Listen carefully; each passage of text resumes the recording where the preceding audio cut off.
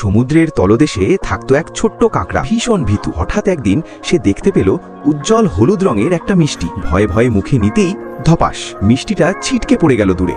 আর ভয় পেয়ে কাকড়াটা সোজা ঢুকে পড়ল নিজের খোলসের ভেতরে। কিছুক্ষণ পর চারপাশ শান্ত দেখে সে বেরিয়ে এলো, দৌড়ে গিয়ে মিষ্টিটা খেয়েই ফেলল। ঠিক তখনই চোখে পড়ল আরেকটা মিষ্টি। সাহস করে এগোতেই বালুর উপর বিশাল হাঙরের ছায়া। ভয়ে কাঁপতে কাঁপতে সে আবার খোলসে লুকিয়ে পড়ল। পালাতে পালাতে মনে হচ্ছিল ছায়াটা পিছু ছাড়ছেই না। শেষমেশ ঢুকে পড়ল একটা বড় ঝিনুকের ভেতরে। ঝিনুক বাইরে বের করতেই সে বুঝল ওটা হাঙর না, ছিল শুধু শৈবাল। নিজের বোকামিতে হাসতে না হাসতেই ধাক্কা লাগলো ধারালো সি আর্চিন গড়িয়ে আসতেই সে ছুটে পালালো। হঠাৎ সামনে বিশাল খাদ, নিচে শুধু কাঁটাওয়ালা সি আর্চিন। শেষ শক্তি দিয়ে ওপর সাঁতার কাটলো সে। ক্লান্ত হয়ে পড়ে গেল শৈবালের উপর। সব শেষ মনে হতেই আবার পেল সেই বড় ঝিনুককে।